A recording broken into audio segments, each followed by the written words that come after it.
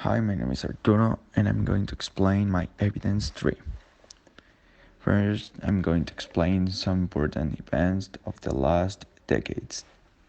Event number 1: the Cold War is officially ended as the US and USSR negotiate arms accords. The description of this is that Soviet influence in Eastern Europe won. In 1989, every other communist state in the region replaced its government with a non-communist one. In November of that year, the Berlin Wall, the most visible symbol of the decades-long Cold War, was finally destroyed, just over 2 years after Reagan had challenged the Soviet premier in a speech at Brandenburg Gate in Berlin. Mr. Gorbachev tear down this wall. By 1991, the Soviet Union itself had fallen apart. The Cold War was over. Event number 2 was Columbine High School massacre. A description of this is that school shooting at the Columbine High School in Littleton, Colorado. The two shooters were Eric Harris and Dylan Klebold. They killed over 12 students and one teacher, harmed 24 persons, and finally committed suicide. The third event is 9/11 attacks. The description of this is that 19 hijackers took control of four commercial passenger jets. Two of the aircraft were deliberately flown into the Twin Towers of the World Trade Center in New York, with a third hitting the Pentagon in Virginia. The fourth plane never reached its intended target, crashing in Pennsylvania. It is believed that the passengers and crew overpowered the hijackers and took control of the plane, and over 3,000 were killed in that event. And finally, the fourth event was the creation of the social media Facebook. And the description of this event is that Mark Zuckerberg, 23, founded Facebook while studying psychology at Harvard University. A keen computer programmer, Mark Zuckerberg had already developed several social networking websites for fellow students, including Course Match, which allow users to view people taking their degree, and Face Match, where you could rate people's attractiveness.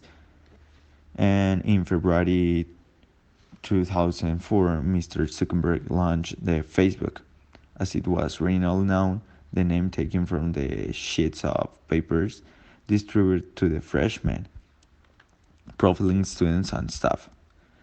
Within 24 hours, 1,200 Harvard students had signed up, and after 1 month, over half of the undergraduate population had a profile. And this is a good, interesting fact of this event. Now, I'm going to describe the following terms: globalization is the word used to describe the growing interdependence of the world's economies, cultures, and populations, brought about by cross-border trade in goods and services, technology, and flows of investment, people, and information. Terrorism, the unlawful use of force and violence against persons or property to intimidate or coerce a government, the civilian population, or any segment thereof in furtherance of political or social objectives. Unipolar world essentially is a scenario where most of the world region economic social cultural aspects are influenced by a single state country. So if a single country wants to be in that position where it can be virtually control other countries, that the scenario is unipolar world.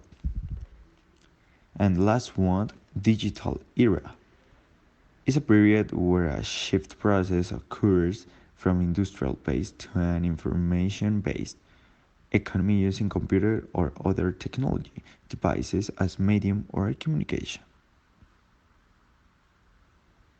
The deeply about each concept make a description that allows you to connect each term with the list of events provided previously. And then I'm going to answer some questions. Why did the globalization emerge? The emergence of globalization was introduced to promote inherent wealth among all countries in the world. The United States has not been identified as the leader in globalizations. After World War II, in the 19th century, most countries started investing in new forms of transport and communication services. In most cases, what caused the terrorist attacks of 20th century. In the 20th century, acts of terrorism became more prevalent throughout the world as political, religious, and social activists agitated for change.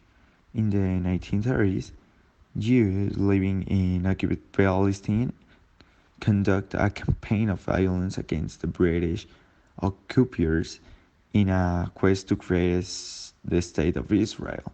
In the 1970s, the Palestinian terrorists used novel methods such as hijacking airplanes to further their cause. Other groups espousing new causes like animal rights and environmentalism committing acts of violence in the 1980s and 90s. How the end of the Cold War relate with the unipolar world? Well, because at the Cold War there was a bipolar world.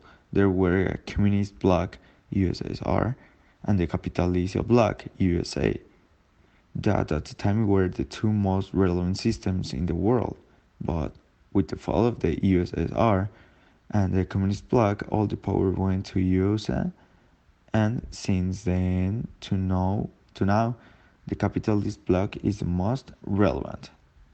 And finally, how has the digital era influenced today's society?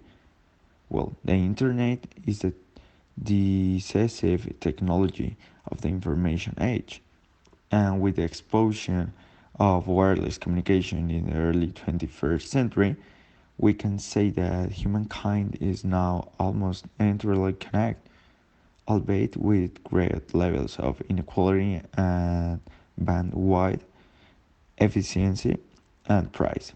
The impact of the digital age on the social life of society today is connected with one's position in the society, his social class, and also his social background. Nowadays, there are so many changes in the social aspect of our lives. A very good example of this is festival, change, changes in tradition and also in the mood of dressing. All this became possible because of the impact of the digital age we have today.